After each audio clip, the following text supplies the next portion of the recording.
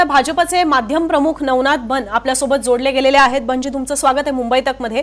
आणि खरं तर आम्ही पाहतोय की विरोधकांकडनं बऱ्याचदा आरोप हे भाजपवर व्हायचे की भाजप हा निवडणूक आयोगाचा प्रवक्ता असल्यासारखं बोलत आहे. यावेळेला मात्र असं दिसतंय की भाजपचा सुद्धा आक्षेप आहे ज्या पद्धतीचा कारभार निवडणूक आयोगाचा झालेला आहे. आपण मुख्यमंत्र्यांची प्रतिक्रिया सुद्धा ऐकलेली आहे. काय काय तुमचे आक्षेप आहेत आणि विरोधकांवर जसा भार वाढणार आहे तुमच्यावर सुद्धा तो किती भार वाढणार आहे? निकाल पुढे जाणं, निवडणुका पुढे ढकलणं. निश्चितपणे अशा पद्धतीनं महाराष्ट्राच्या इतिहासामध्ये कधीही घडलं नव्हतं की निवडणुका घोषित झाल्या, सगळं घोषित झालं आणि अचानक आदल्या दिवशी सांगितलं जातं की ही निवडणूक 10 दिवस पुढे दिवस जाईल, 15 दिवस पुढे जाईल. हे महाराष्ट्राच्या इतिहासामध्ये पहिल्यांदा घडलं. एवढा सावळा गोंधळ निवडणूक आयोगानं यापूर्वी कधीही केला नव्हता. कार्यकर्ता दिवस रात्र मेहनत करत असतो, कार्यकर्ते तिथं पणाला लागलेले असतात, कार्यकर्ते लढा देत असतात. अशा सर्व परिस्थितीमध्ये भारतीय जनता पार्टी प्रामाणिकपणे नाही, निवडणूक आयोगाची निवड ही भारतीय जनता पार्टी करत नाही. साहिल सर, आपल्याला देखील कल्पना आहे की त्या सगळ्या व्यवस्थेतनं निवडणूक आयुक्ताची निवडणूक होत असते. तिथं भारतीय जनता पार्टीचा प्रमाणपत्रावर निवडणूक आयुक्ताची निवड होत नाही. कायदेशीर प्रक्रिया, सगळ्या घटनाक्रम पूर्ण पाळून निवडणूक आयुक्ताची निवड केली जाते. याबद्दल मी कमेंट करणार नाही, परंतु ज्या पद्धतीने ही सगळा कारभार सुरू आहे, अतिशय सावळा गोंधळ यावेळेला निवडणूक आयोगाकडनं करायला मिळाला. तुम्हाला आठवत असेल, आपण गेल्या अनेक वर्षांपासून तुम्ही देखील निवडणूक कव्हर करतायत. महाराष्ट्राच्या इतिहासामध्ये आतापर्यंत असं कधीही घडलेलं नाही.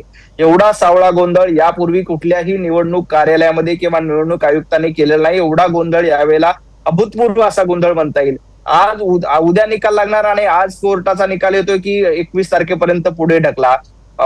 सगळ्यांचा प्रचार झालाय, प्रत्येक मतदारांपर्यंत कार्यकर्ता पोहोचलाय, तिथले उमेदवार पोहोचले आणि या निवडणूक आयोगाने सांगितलं की ही निवडणूकच पुढे जाईल. अशा पद्धतीचं वातावरण यापूर्वी कधीही नव्हतं. त्यामुळं निवडणूक आयोग याला पूर्णपणे जबाबदार आहे. या सगळ्या प्रकरणाची गांभीर्याने दखल निवडणूक आयोगाने देखील घेतली पाहिजे. अशा पद्धतीनं लोकशाहीची सगळ्यात मोठी व्यवस्था असताना आणि लोकशाहीची व्यवस्था अशा पद्धतीनं जर का वेगवेगळ्या पद्धतीनं हाताळली जात असेल तर तेही देखील चुकीचं आहे. जे याचिकाकर्त्यांचे वकील आहेत आनंद देशपांडे, ते सुद्धा जोडले गेलेले आहेत. या सगळ्यामध्ये नवनाथ यांच्याकडे जाऊयात. नवनाथ, खरं तर तुम्हाला असं वाटतंय का की निवडणूक आयोग चुकतंय? जर निवडणूक आयोग चुकते तर निवडणूक आयोगाचे आतापर्यंतचे या निवडणुकांच्या अनुषंगांचे कुठले कुठले निर्णय चुकलेत असं तुम्हाला वाटतं? कारण तुम्ही सुद्धा आता निवडणूक आयोगावर अगदी तो म्हणजे मोकळेपणाने बोलताना पाहायला मिळत आहे. म्हणजे भाजप पक्षाच्या अनुषंगाने मी विचारते. नाही, निवडणूक आयोगाने अगदी सुरुवातीपासूनच सगळा गोंधळ घातलेला दिसतोय. म्हणजे ज्या पद्धतीनं निवडणुकीचा कार्यक्रम घोषित झाला, मग 3 दिवस ते सगळं सांगितलं गेलं, मग 3 दिवसानंतर काही लोक कोर्टात गेले, कोर्टाचा दबाव येईल म्हणून निवडणूक पुढे ढकलली गेली. बरं, निवडणूक पुढे ढकलली तर थेट 10-15 दिवस निवडणूक पुढे ढकलली. त्याच्यामध्ये तुम्ही उमेदवाराचा विचार केला नाही, उमेदवारांच्या मानसिकतेचा विचार केला नाही. अशा पद्धती याच्यापूर्वी कधीही झालं नाही. आपण काल देखील भारतीय जनता पार्टीचे प्रदेशाध्यक्ष रवींद्र चव्हाणजी यांनी देखील निवडणूक आयुक्तांना पत्र लिहिलंय की अशा पद्धतीचं आपण कारभार करू नये. तरी देखील निवडणूक पुढे ढकलली. आता परत ती निवडणूक पुढे ढकलल्यानंतर कोणीतरी हायकोर्टामध्ये गेलं आणि हायकोर्टाने सांगितले की आता सगळेच निकाल 21 तारखेपर्यंत पुढे ढकला. ठीक आहे, आम्ही कोर्टाच्या निर्णयाचं स्वागत करतो, परंतु असा गोंधळ म्हणजे मी देखील जवळपास 15-16 वर्ष या सगळ्या इलेक्शन कव्हर करतोय. तुम्ही देखील परबजी हे सगळ्या इलेक्शन कव्हर करतायत. आतापर्यंतचा असा अभूतपूर्व गोंधळ यापूर्वी कधीही महाराष्ट्राच्या इतिहासामध्ये काय देशाच्या इतिहासामध्ये घडला नसेल. असा अभूतपूर्व गोंधळ निवडणूक आयोगाच्या चुकीमुळे झालाय आणि याचा फटका सगळ्याच राजकीय पक्षांना बसतोय. फक्त भारतीय जनता पार्टीला नाही तर सर्वच राजकीय पक्षाला, सर्वच कार्यकर्त्यांना, सर्वच उमेदवारांना याचा फटका बसतोय. आणि ही कार्यकर्त्यांची निवडणूक आहे, ही नेत्यांची निवडणूक नाही, ही आमदारांची निवडणूक नाही, ही कार्यकर्त्यांची निवडणूक आहे. आणि कार्यकर्त्यांच्या निवडणुकीमध्ये अशा पद्धतीचा सावळा गोंधळ होणं चुकीचं आहे. निवडणूक आयोगाने, कारण इथून पुढे आपल्याला महापालिका निवडणूक करायच्या, जिल्हा परिषदेच्या निवडणूक करायच्या आहे, त्याही पार्श्वभूमीवर विशेष खबरदारी घेतली पाहिजे. जर का उद्या जिल्हा परिषदच्या निवडणुका अनाऊन्स झाल्या, कोणतरी कोर्टात गेलं, पुन्हा त्या स्थगित झाल्या, तर असा सावळा गोंधळ यापुढे व्हायला नको. महापालिकेच्या सगळ्यात मोठ्या निवडणुका देखील येत्या काही दिवसामध्ये होणार आहेत. त्या सावळा गोंधळ व्हायला नको म्हणून निवडणूक आयोगाने खबरदारी घ्यायला हवी. पण ज्या तक्रारी निवडणूक आयोगाकडे करण्यात आलेल्या आहेत, किंबहुना ज्या गोष्टी समोर आलेल्या आहेत, पैसे वाटपाच्या असतील, शस्त्रसाठा असेल किंवा दारू साठा जप्त होतो, पैसे वाटत असल्याच्या व्हिडिओ समोर येतात, या सगळ्याबद्दलची दखल निवडणूक आयोगाने घेतली नाहीये. तर याच्याबद्दल तुम्हाला वाटत नाहीये की निवडणूक आयोग इथं चुकलाय म्हणून? निश्चितपणे जिथं जिथं पैशाचा गोंधळ होतोय, जिथे जिथं दारू वाटप होतोय, जिथं जिथं पैसे वाटप होतोय, त्या सगळ्या ठिकाणी निवडणूक आयोगानं कारवाई केली पाहिजे, निपक्षपणे कारवाई केली पाहिजे. जे कोणी या सगळ्या प्रकरणामध्ये दोषी आहेत त्यांची देखील चौकशी झाली पाहिजे. कारण निवडणूक आयोगाची ती जबाबदारी असते, राज्यामध्ये पारदर्शकपणे आणि लोकशाही मार्गाने निवडणुका झाल्या पाहिजे. त्यासाठी पोलीस प्रशासन आणि निवडणूक आयोग एकमेकांना सोबत घेऊन काम करत असतं आणि जिथे कुठे अशा पद्धतीने पैसे वाटप होत असतील तर त्याचीही तातडीनं चौकशी झाली पाहिजे. पैसे वाटप थांबवलं पाहिजे. लोकशाहीमध्ये मत विकत घेणं याला अर्थ नसतो. मत विकत घेतली तर लोकशाहीला अर्थ उरत नाही. त्यामुळे आपल्याला सशक्त लोकशाही करायची असेल, लोकशाहीचा पाया मजबूत करायचा असेल तर मतदान हे निष्पक्षपणे झालं पाहिजे. त्याच्यावर कुठलाही मतदारांवर दबाव असता कामा नये. मतदारांना पैसे देऊन, प्रलोभन देऊन किंवा भेटवस्तू देऊन कुणीही मतदान विकत घेण्याचा प्रयत्न करू नये. यासाठी देखील निवडणूक आयोगाने खबरदारी घेतली पाहिजे. परंतु अनेक ठिकाणी अशा पद्धतीचे गैरप्रकार जर का होत असतील तर निवडणूक आयोगाने त्याबद्दल तातडीनं कारवाई करावी. जे कोणी या प्रकरणामध्ये दोषी असतील त्यांच्यावर देखील नवनाथजी, कारवाई. मला एकच पहिले फक्त एक बेसिक मुद्दा समजून घ्यायचा आहे की कालपर्यंत तुमचे आक्षेप होते ते नक्कीच समजण्यासारखे होते की निवडणुका पुढे जाणं, त्याच्यामध्ये प्रचारात वेळ जातो, तेवढा खर्च वाढतो, ह्या सगळ्या गोष्टी समजून घेण्यासारख्या आहेत. आज फक्त निकाल पुढे गेलेला आहे. निकाल पुढे गेल्यामुळे भाजपला नेमकी ती कुठली अस्वस्थता आहे किंवा भाजपचा त्याच्यामध्ये आक्षेप काय? कारण निकाल उद्या काय लागो किंवा 21 डिसेंबरला काय लागो त्याचा मेजर फरक पडणार नाहीये, तर त्याच्यावर तुमचा काय आक्षेप आहे? नाही, फरक पडणार नाही. आज लागला काय 21ला निकाल तोच लागणार आहे. उद्या जरी लागला असता तर निकाल तोच लागला असता आणि 21ला लागला असता तरी तोच लागला असता. परंतु तुम्ही उद्या निकालाने आज घोषित करता. कार्यकर्त्यांची धाकधूक असते. तुमची परीक्षा साधारण अनुजाजी तुम्ही 12वीची परीक्षा दिली, 12वीच्या परीक्षेच्या आदल्या दिवशी तुम्हाला सांगितलं की उद्या निकाल नाही परवाला लागणार आहे, 15 दिवसाने लागणार आहे. ती धाकधूक असते, एक मानसिकता असते. त्या मानसिकतेवर परिणाम होतो. निकालावर काही परिणाम होणार नाही. 15 दिवसांनी लावा, अजून महिन्याभराने लावा, निकाल तोच लागणार आहे. लोकांनी आज मतदान करतायत.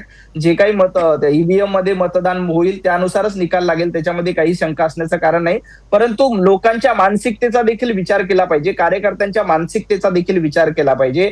कालपर्यंत सगळे सांगत होते की उद्या निकाल लागेल आणि अचानक निवडणूक आयोग सांगतं की 21 तारखेला निकाल लागेल. ही पद्धत नाही. याच्या आधी असं कधीही झालं नव्हतं. पण हे तर कोर्टाने आज आदेश दिले ना.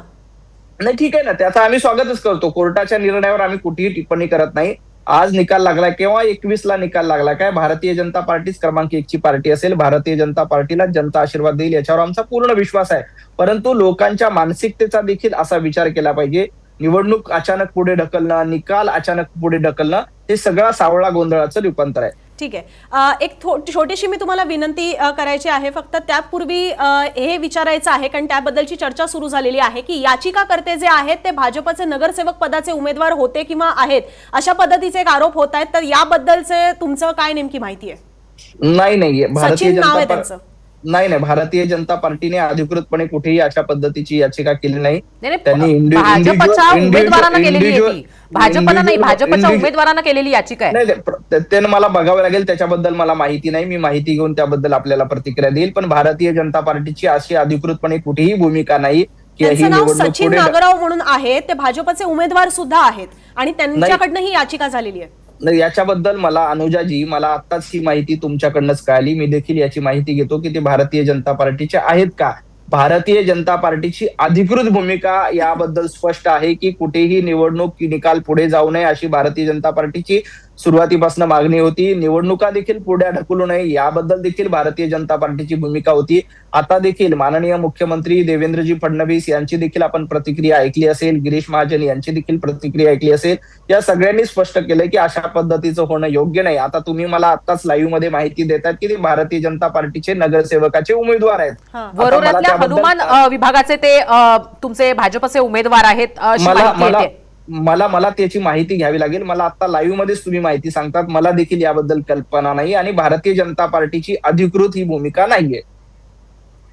नाही, कारण युजली भाजपची यंत्रणा खूप स्ट्रॉंग असते. आम्ही पाहिलेलं आहे की विरोधी पक्ष नेतेपद असताना सुद्धा मनसुख हिरेन सोबत काय घडलं हे सगळ्यात पहिले भाजपच्या नेत्यांना माहिती होतं, सरकारला सुद्धा त्यावेळेला माहिती नव्हतं. म्हणून आमचा हा विश्वास आहे की भाजपची यंत्रणा तेवढी स्ट्रॉंग आहे, त्यांच्याकडे सगळ्यात पहिले माहिती येत असते. आता तर तुम्ही सरकारमध्येच आहात.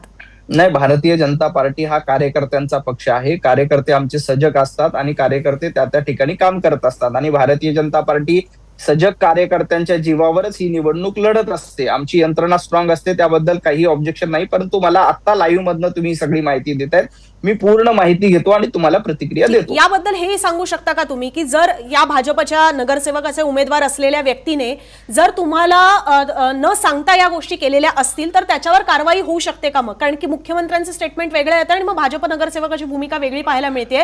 जर याच्यामध्ये विरोधाभास असेल तर त्यांच्यावर कारवाई होऊ शकते का? निश्चितपणे यामध्ये जर का विरोधाभास असेल, भारतीय जनता पार्टीला न विचारता त्यांनी याचिका दाखल केली असेल तर या प्रकरणामध्ये पक्षाची एक चौकशी समिती असते, शिस्तभंगाची एक समिती असते, त्या समिती पुढे योग्य तो निर्णय घेतला जाईल.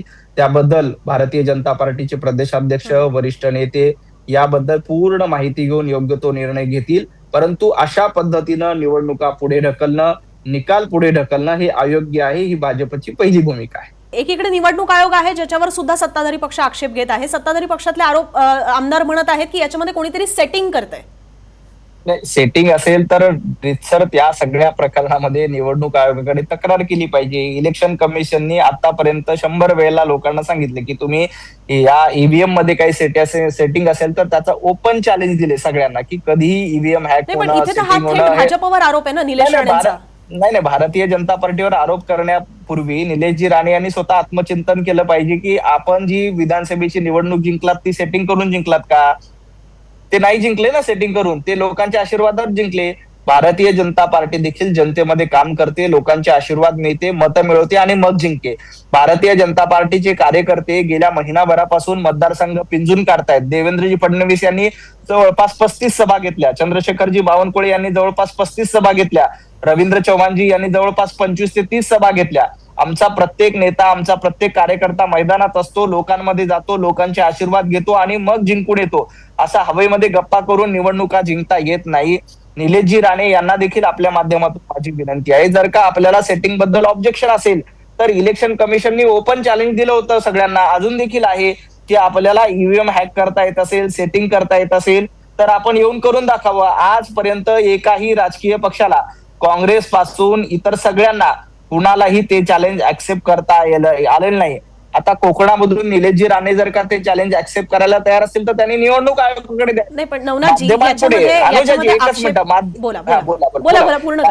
माध्यमांसमोर बोलून उपयोग नाही ना. आपण इलेक्शन कमिशनकडे जायला पाहिजे की ईव्हीएम मध्ये सेटिंग होतं आणि अशा पद्धतीचं सेटिंग होतं.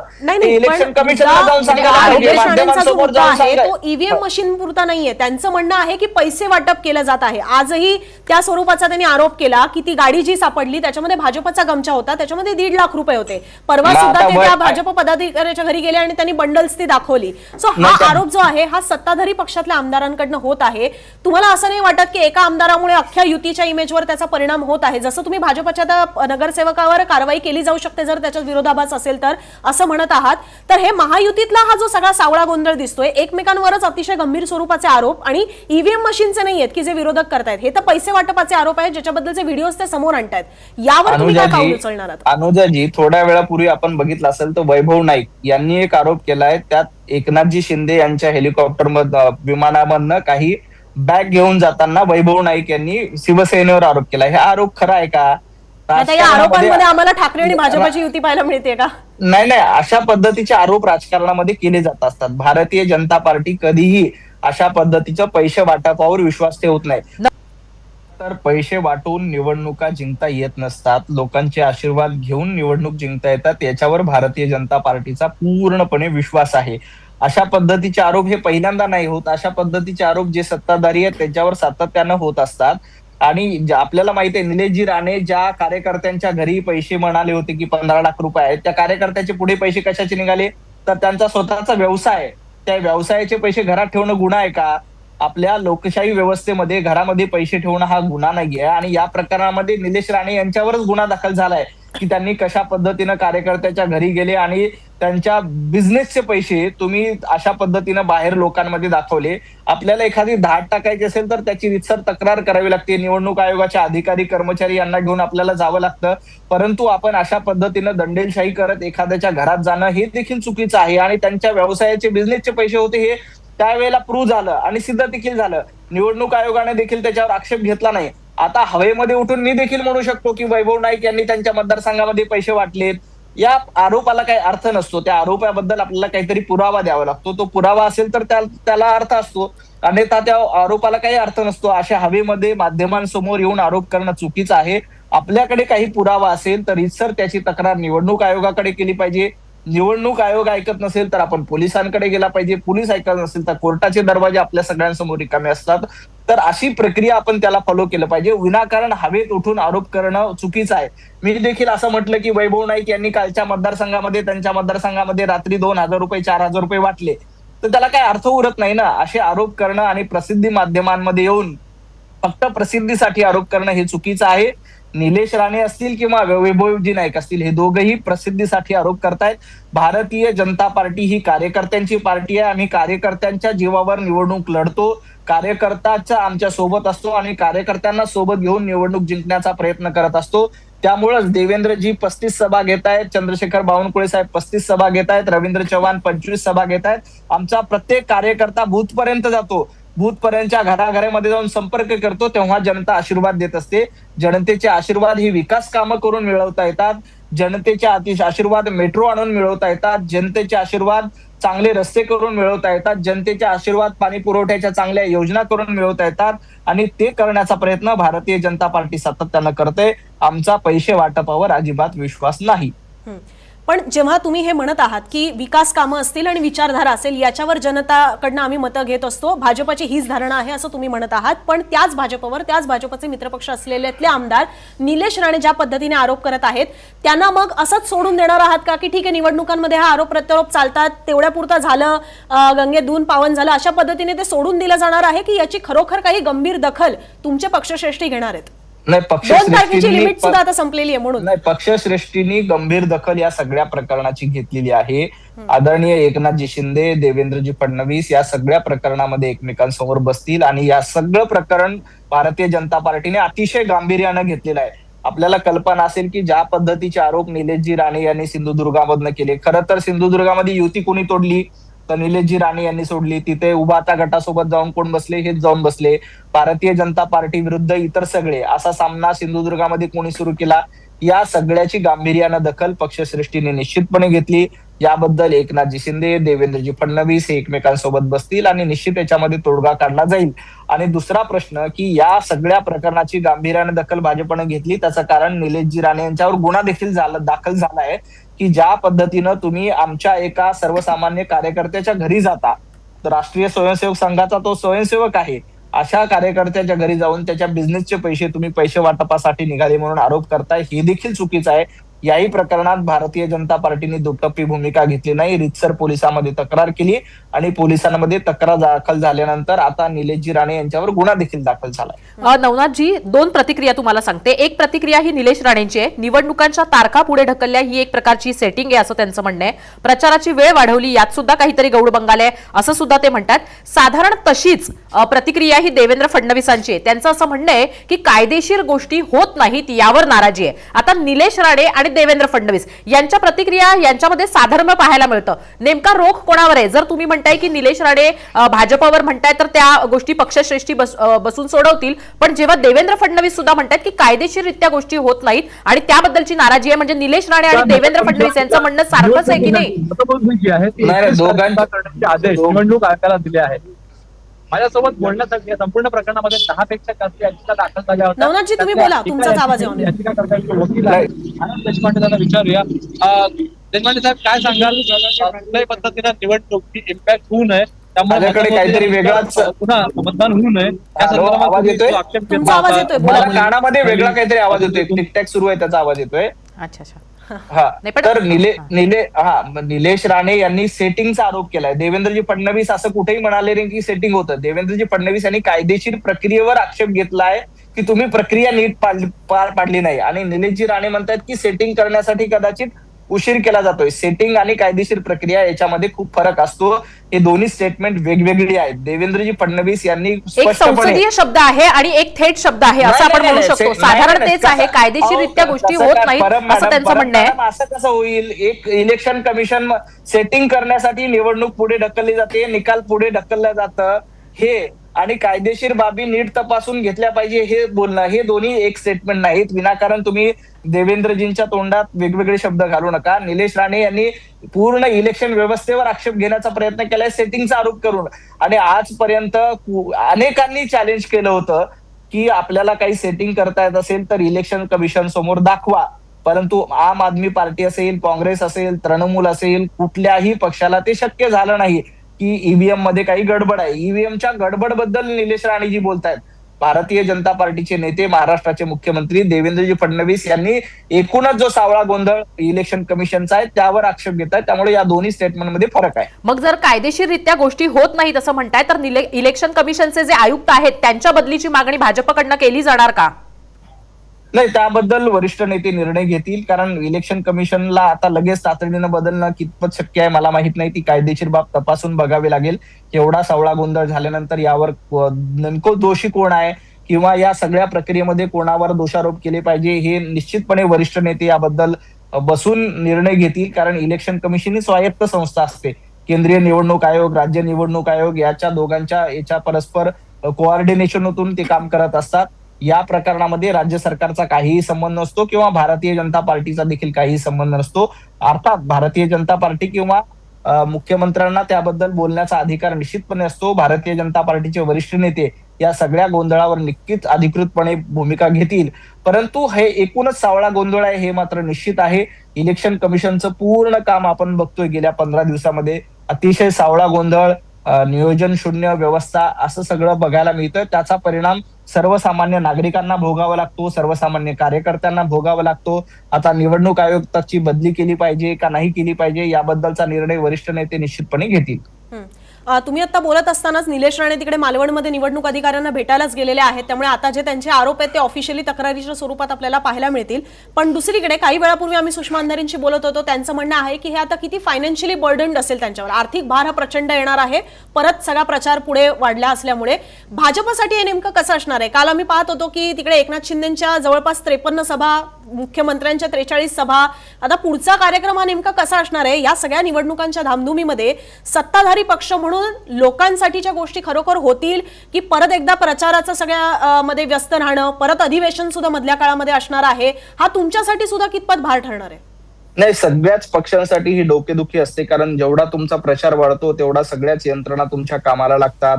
आणि आता 8 तारखेपासून नागपुरातलं हिवाळी अधिवेशन आहे. हिवाळी अधिवेशनाबरोबर इकडे उरलेल्या निवडणुका देखील पार पाडाव्या लागतील. असं धोका राजकीय पक्षांपुढे देखील मोठं चॅलेंज आहे. भारतीय जनता पार्टी अतिशय मोठा पक्ष आहे. आमचे कार्यकर्ते देखील सक्षम आहेत.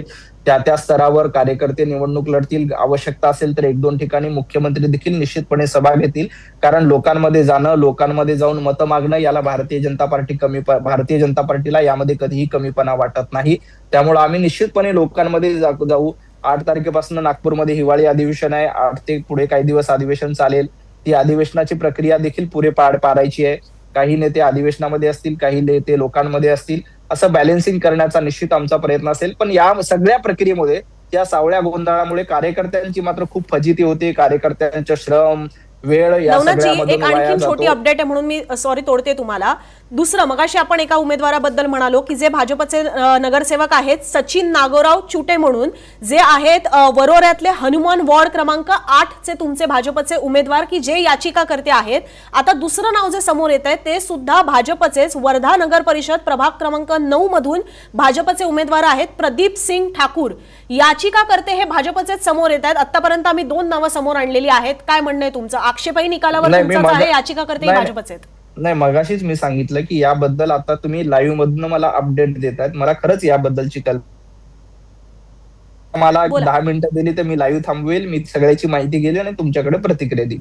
तुम्ही आम्हाला विश्वास देत असाल की 10 मिनिटांनंतर परत तुम्ही आमच्याकडे जोडून येणार असाल तर आम्ही 10 मिनिटं देतो. अनुजाजी, मी निश्चितपणे मला माहिती घेऊ द्या. मी 10 मिनिटं सगळी माहिती घेतो की नेमकी काय प्रक्रिया झालेली आहे.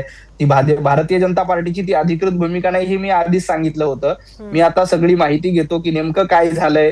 ते भारतीय जनता पार्टीची ती स्थानिक पातळीवर निर्णय घेतला की त्यांनी वैयक्तिक म्हणून निर्णय घेतला याच्याबद्दलची खरंच मला कल्पना नाही. मी जवळपास अर्ध्या तासापासून तुमच्यासोबत लाईव्हला बसलेलो आहे. बरं, एक आणखीन प्रश्न आहे ते म्हणजे की बाळासाहेब थोरात जे काँग्रेसचे म्हणजे माजी आमदार राहिलेले आहेत, मोठे नेते आहेत, त्यांनी असं म्हटलं की मंत्रालयात बसणारा जो पीए आहे तो कार्यक्रम ठरवतो आणि तो निवडणूक आयोगाला देतो. तशीच साधारण प्रतिक्रिया ही चंद्रशेखर बावनकुळे यांची आहे. त्यांचं असं म्हणणं आहे की निवडणूक आयोगाला कोण सल्ला देतो काय माहिती, अशा पद्धतीने त्यांनी म्हटलेलं आहे. काय वाटतं, कोण सल्ला देतं निवडणूक आयोगाला आणि निवडणूक आयोग इतका गोंधळलेला काय आहे, कोणाच्या विचाराने चालतोय का? इथं ठाकरेंच्या शिवसेनेच्या उपनेत्या सुषमा अंधारे म्हणतात की भाजपकडनंच या सगळ्याबद्दल सांगितलं जातं आणि म्हणून इतका निवडणूक आयोग गोंधळलेला आहे. आता सुषमाताईंच्या वक्तव्याचं मला हसू येते की भारतीय जनता पार्टी कालपासून ओरडते की अशा पद्धतीचं ऑब्जेक्शन, अशा पद्धतीचं प्रक्रिया करू नका ज्याच्यामुळे कार्यकर्त्यांचं नुकसान होतं, निवडणुका पुढे जात आहेत. भारतीय जनता पार्टीने हा सल्ला दिला असता तर भारतीय जनता पार्टी एवढं जोरजोरात ओरडली नसतं तुमच्या समोर येऊन की हे सगळं का पुढे ढकलताय आणि कशाला कार्यकर्त्यांना त्रास देत आहेत. सुषमाताईंना आरोप करायची सवय आहे आणि सुषमाताई आतापर्यंत सातत्यानं खोटे आरोप करतायत. त्यांच्या आरोपाला मी फार उत्तर देत नाही आणि गांभीर्याने घेत नाही.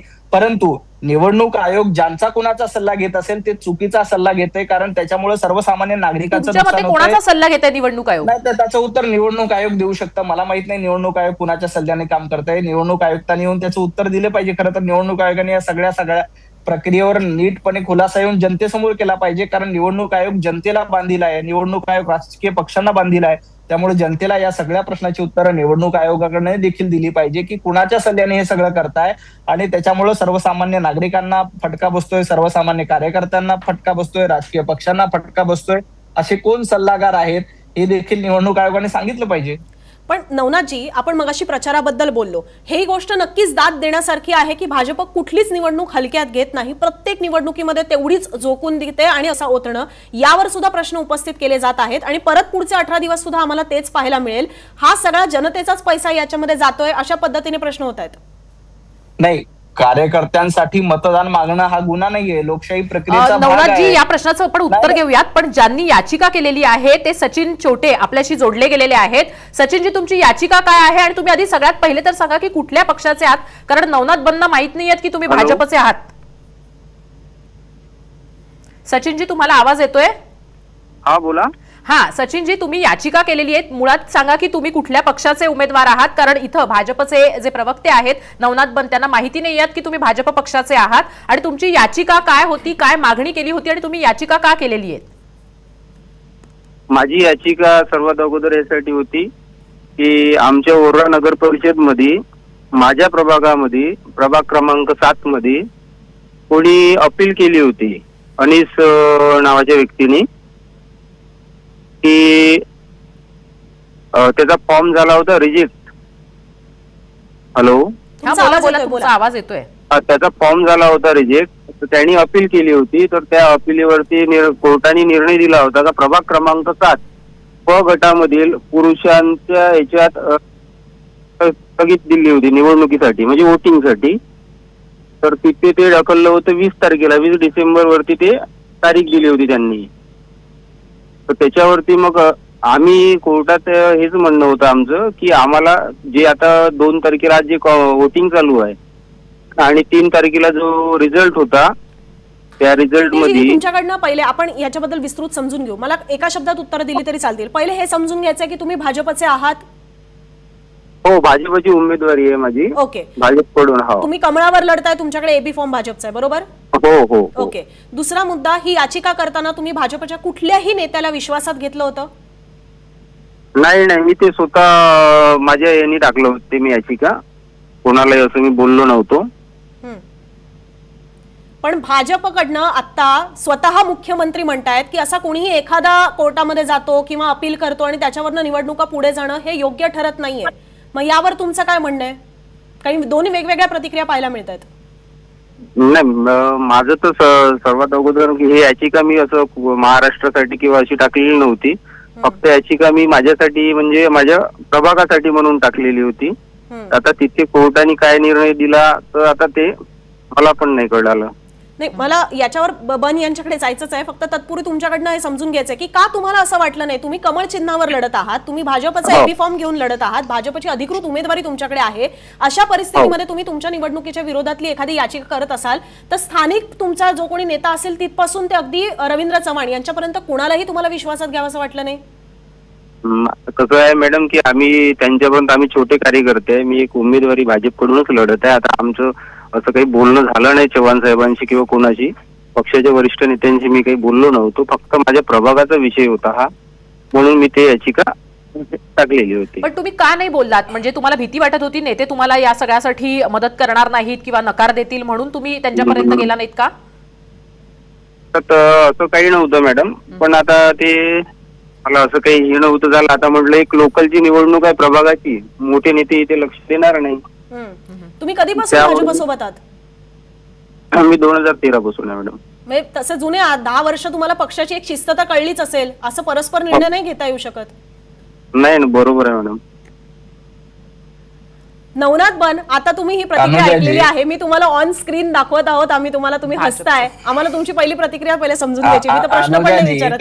त्यांनी स्पष्टपणे सांगितलं की त्यांनी कुठल्याही वरिष्ठ नेत्यांशी चर्चा केली नाही. ही काय भारतीय जनता पार्टीची अधिकृत भूमिका नाही. मी आधीपासून तेच सांगत होतो, म्हणून मी हसत होतो. बरोबर आहे ना, पण की ते तुम्ही शेवटी खोदून- कमळ चिन्हावरचे की- उमेदवार आहेत. की- आम्हाला ऐका भाजपच्या दोन ना, प्रतिक्रिया ऐका ना, दिसतात. एका अनुजाजी, उमेदवाराने अनुजाजी, निर्णय घेतला या. अनुजाजी, ऐका बोला, बोला, अनुजा, बोला. अनुजा, तुम्ही इंडिव्हिज्युअल एंटिटी आहात. तुम्ही एखादा केलेली कृती, डोंबिवलीमध्ये तुम्ही केलेली कृती का अष्टकची कृती होती का, मुंबईतची कृती होती का, ती इंडिव्हिज्युअल म्हणून असते ना, तशी यांनी इंडिव्हिज्युअल म्हणून यांना वाटलं की आपल्या प्रभागामध्ये असं झालंय, त्याच्यामुळे त्यांनी याचिका दाखल केली आणि त्याचा निर्णय आला. त्यांना भारतीय जनता पार्टीने कुठेही त्यांना सांगितलं नव्हतं की अशा पद्धतीची याचिका दाखल करा, किंवा ते भारतीय जनता पार्टीच्या कुठल्याही वरिष्ठ नेत्याशी, स्थानिक नेत्याशी बोलले नाहीत, हे त्यांनी आज स्पष्टपणे सांगितलं. तुम्हाला जी अपेक्षित बातमी होती ती याच्यातनं मिळाली नाही, म्हणून मी हसत याच्यात होतो. अपेक्षित बातमीचा प्रश्न नाही, अपेक्षित तुम्हाला बातमी असते तर ते तुम्हाला वन साइडेड असं- असतं. आम्ही दोन्ही बाजू समोर ठेवतो. तुम्हाला असं वाटत होतं की भारतीय जनता पार्टीने हे सगळं सांगितलं नाही, आहे. आमचा मुद्दा आणि आहे की आता- भाजपच्या दोन भूमिका समोर येत आहेत. नाही, दोन भूमिका नाही, त्यांची वैयक्तिक भूमिका आहे. ती भारतीय जनता पार्टीची अधिकृत भूमिका नाहीये. त्यांनी वैयक्तिक याचिका दाखल केली होती आणि प्रत्येकाला वैयक्तिक याचिका दाखल करण्याचा अधिकार आहे ना. तुम्ही मुंबई तकचे एम्प्लॉई आहात, तुम्ही वैयक्तिक काय करावं हे मुंबई तक तुम्हाला सांगतं का? तुम्हाला तो अधिकार असतो वैयक्तिक काय करायचं, डोंबिवलीमध्ये काय करायचं, हे तुम्हाला अधिकार असतो. तर म्हणजे मुख्यमंत्री म्हणतायत की एखादा कोणीतरी कोर्टामध्ये जातो आणि या निवडणुका पुढे जाणं योग्य नाही, हे कार्यकर्त्याला त्यातली सूट आहे. कार्यकर्ता म्हणून त्यांनी दाखल केली. त्यांनी काय सांगितलं की मला हे एवढं मोठं प्रकरण होईल हे माहित नाही, असं त्यांच्या प्रतिक्रियेतनं आलं की मी माझ्या वॉर्ड पुरती, माझ्या प्रभागापुरती याचिका दाखल केली होती, असं त्यांनी स्पष्टपणे सांगितलं. आणि त्याबद्दल त्यांनी कुणाशीही कन्सर्न देखील केलं नव्हतं. आता त्यांनी कुणाशी कन्सर्न केलं नाही, ते ही भारतीय जनता पार्टीची अधिकृत भूमिका नाही. मुख्यमंत्री पण देवेंद्रजी मग त्यांच्यावर कारवाई होईल. आता त्याचा निर्णय पक्षपातळीवर निश्चितपणे होईल, कारवाई करायची नाही, का पण नाही ह्याला तुम्ही करायची. शिस्तभंग मानता का? नाही, त्याच्याबद्दल ज्येष्ठ नेते, वरिष्ठ, मी तेवढा मोठा नाही, मी भारतीय जनता पार्टीचा साधा कार्यकर्ता आहे. मी तेवढा अधिकारवाणीने सांगू शकत नाही की त्यांच्यावर कारवाई व्हावी का ना व्हावी. त्याबद्दलची आमची स्थानिक कमिटी असते, स्थानिक कमिटी निर्णय घेईल. स्थानिक कमिटीला वाटलं की नाही हे प्रदेशाकडे पाठवलं पाहिजे तर प्रदेश निर्णय घेईल. आता लगेच मुंबई तकच्या कार्यक्रमात बसल्या बसल्या नाही त्यांच्यावर कारवाई होईल असं मी सांगू शकत नाही. मी देखील सर्वसामान्य भारतीय जनता पार्टीचा कार्यकर्ता आहे. पक्ष पातळीवर योग्य तो निर्णय त्याबद्दलचा घेतला जाईल. चुटे, तुम्हाला हा प्रश्न आहे ते म्हणजे की जर अशा पद्धतीनं तुम्ही पक्षाला किंवा पक्षातल्या कुठल्याही नेत्याला न सांगता जर का याचिका दाखल केलेली असेल आणि त्या संदर्भामध्ये कारवाई केली गेली तर तुमचं काय म्हणणं असणार आहे? नाही, पक्ष जो काही निर्णय घेईल पक्षाचा निर्णय योग्यच असेल ना. पण आता पक्षानं केलं, तुम्ही म्हणजे भाजपच्या कमळ चिन्हावर निवडणूक लढलात त्यामुळे पक्षानं केलं असं म्हटलं जात आहे, त्यामुळे आता पक्षावर आरोप केला जातोय तुमच्यामुळे फक्त. नाही, पक्षाचा विषयच नाही मॅडम. मी सांगितलं की माझ्या फक्त प्रभाग आणि वार्डापुरता विषय होता हा. तुम्ही करताना तुम्ही तुमच्या प्रभागापुरतं तुमच्या पुरतं केलं, पण आता पक्षावर याच्यामुळे आरोप होतो आहे, तर याच्याकडे तुम्ही कसं बघता? ही तुमची जबाबदारी आहे आरोप का? काय तुम्ही करायचे याचिका मॅडम? मागे घेणार का आता जेव्हा पक्षावर आरोप होतोय तेव्हा? नाही, आता मी वरिष्ठांशी बोलतो ना मॅडम याच्यावरती. काय करायचं आहे ते मी बोलतो. हा, पुन्हा बोला, तुमचा आवाज नाही आला. पक्षाची मी वरिष्ठांशी बोलतो म्हटलं मॅडम. पण काय मग ही करायचं याचिका करताना तुम्ही न बोलण्याचं कारण काय होतं? आता हे प्रकरण इतकं मोठं झालेलं आहे, Actually, मग आता पक्षाशी प्रकरण- किंवा वरिष्ठांशी बोलण्यात काय उपयोग आहे असं नाही वाटत का तुम्हाला? नाही, बरोबर आहे. मला काही म्हणजे असं वाटलं नव्हतं की हे प्रकरण इतकं मोठं होईल आणि महाराष्ट्रामध्ये एवढं गाजल, कारण की मी त्या तिथपर्यंत जायचंच नव्हतं. मी फक्त आणि फक्त माझ्या वॉर्ड आणि प्रभागापुरतच मी ते बोललेलो होतो. पण आता न्यायालयाने काय ते कसं काय हे केलं ते नाही माहित. मी फक्त माझ्या प्रभागापुरती याचिका टाकलेली होती बरं, मॅडम. तुम्ही याचिका जेव्हा केली त्याच्यानंतर तुमच्यासाठीचे वकील किंवा हे कसं काय ठरलं? तुम्ही याचिका करताना काय कोणाशी सल्ला मसलत तरी केला होतं का? कोणाशी केलं होतं? नाही, उत्तर पक्षातल्या कोणाशी- नेत्यांशी, मंत्र्यांशी का आणखीन कोणाशी नाही, सल्ला मसलत केलं होतं? कोणाशीच बोललो नाही मॅडम. पण मग इतकं मोठं धाडस कसं काय केलं याचिका करण्याच्या संदर्भामध्ये? काय तुमची मानसिकता होती आणि का तुम्ही मुळात याचिका केली? अगदी थोडक्यात आणि सविस्तर सांगाल. ऍक्च्युअली मॅडम आमच्या इथे काय होतं की जे 2 तारखेला काउंटिंग होणार होते, 2 तारखेला वोटिंग होणार होती आणि 3 तारखेला रिझल्ट येणार होता, बरोबर. त्याच्यामध्ये काय होतं की 20 तारीख आम्हाला आयोगाने सांगितलं होतं की तुमची वोटिंग जी आहे, निवडणूक आहे, ती 20 तारखेला होईल आणि 21 तारखेला रिझल्ट येईल त्याचा. जर असं काही झालं असतं तर काय होत होतं की माझ्या प्रभागामध्ये जर सपोज कोणाची पण सत्ता येऊ, कोणाचा पण नगराध्यक्ष बसो, त्याच्यावरती माझ्या प्रभागात मला प्रॉब्लेम होत होता. त्यामुळे आम्ही ते याचिका दाखल केली मॅडम. पण तुम्ही हा स्वतःच निर्णय घेतला की कोणी तुम्हाला सजेस्ट केलं, कशा पद्धतीने ठरलं हे? मी स्वतः निर्णय घेतला मॅडम. मग वकिलांकडे कुठले वकील, कशा पद्धतीने वकील करायचं हे कसं ठरलं? तुम्ही या याचिकेच्या संदर्भामध्ये कशी तयारी केली होती? मॅडम तयारी वगैरे काही नाही, ते म्हणजे गडबडीतच निर्णय केला येतो. वकील कसे मिळाले, म्हणजे वकिलांकडे कसा गेला वकील तुम्ही? मिळाले म्हणजे आता मॅडम वकील तो मिळतेच ना, आता ते काही सांगायचं काम नाही ना. नवनाथजी, तुमच्याकडनं समजून घ्यायला आवडेल की भाजपमध्ये ज्या पक्षाला आम्ही एकदम शिस्तप्रिय पक्ष म्हणून पाहत आलेलो आहोत, जिकडे शिस्त हा म्हणजे किंवा पक्षश्रेष्ठींचा आदेश हा सर्वोच्च मानला जातो, तिकडे कार्यकर्त्यांना, उमेदवारांना असा परस्पर निर्णय घ्यायला परवानगी आहे का? नाही, परस्पर निर्णय त्यांनी त्यांच्या वॉर्ड बद्दल घेतला होता की त्याच्या वॉर्ड बद्दल त्यांना ऑब्जेक्शन येतं, त्यामुळे त्यांनी कोर्टामध्ये जाण्याचा निर्णय घेतला. तो त्यांचा वैयक्तिक निर्णय होता, त्यांनी जाहीर केलेला आहे आणि आपल्या ऑन इयर सांगितलेलं आहे की पाठीमागे वगैरे काही नाही, थेटपणे तुम्हाला देखील तीच भूमिका त्यांनी सांगितली. आणि मी सुरुवातीपासून तेच सांगत होतो की या सगळ्या याचिकाचा भारतीय जनता पार्टीशी काहीही संबंध नाही. त्यांनी तो वैयक्तिक निर्णय घेतलाय. आता तो का घेतला त्याचं उत्तर त्यांनी सांगितलंय की त्यांच्या वॉर्डमध्ये तो प्रॉब्लेम आला होता, त्या वॉर्डचा प्रॉब्लेम सॉल्व्ह व्हावा म्हणून त्याचा निर्णय घेतला. आता भारतीय जनता पार्टी शिस्तबद्ध पक्ष आहे, परंतु एखादा कार्यकर्ता त्या ठिकाणी इंडिव्हिज्युअल निर्णय घेत असतो. आता या निर्णयानंतर भारतीय जनता पार्टीचे वरिष्ठ नेते याबद्दल योग्य तो निर्णय घेतील, त्याबद्दल बोलण्याचा मला देखील अधिकार नाही, कारण आमचाही पक्ष शिस्तीचा आहे. त्यामुळे मी शिस्त पाहतो. मी जवळपास पाऊण तासापासून आपल्याकडे मला 1.5 वाजता शेवटची कॉमेंट घेते फक्त. सो बेसिकली ह्याचा सारांश असा की एखाद्याला वैयक्तिक पातळीवर वाटलं तर तो अपील करू शकतो, पण निवडणूक आयोगाने मात्र याची खात्री घ्यायला हवी होती की यासाठी निवडणुका पुढे ढकलायला नको, असं तुमचं मत आहे? नाही, कोर्ट निवडणूक आयोगाने पुढे ढकलल्या नाहीयेत. हायकोर्टाने आज जजमेंट दिले की निकाल पुढे ढकलण्याचं काम निवडणूक म्हटलं मी. निवडणुका निश्चितपणे पुढे ढकलायची गरज नव्हती, कारण तुम्ही कालपर्यंत प्रचार केला आणि अचानक लोकांना सांगतात की 15 दिवस निवडणूक पुढे जाईल, तर हे तुम्हाला तरी पटतं का? की अशा पद्धतीचा इतिहास आजपर्यंत महाराष्ट्रामध्ये जवळपास 1952 पासून निवडणूक होत आहेत. आजपर्यंत एकदाही असं झालं नाही ना महाराष्ट्राच्या इतिहासामध्ये किंवा देशाच्या इतिहासामध्ये. उद्या मतदान आणि आज निवडणूक आयोग सांगते की निवडणुका पुढे ढकला, की ही आजपर्यंतच्या याच्यामध्ये प्रोटोकॉलमध्ये कधीही झालं नव्हतं. ते महाराष्ट्राच्या इतिहासामध्ये पहिल्यांदा झालं.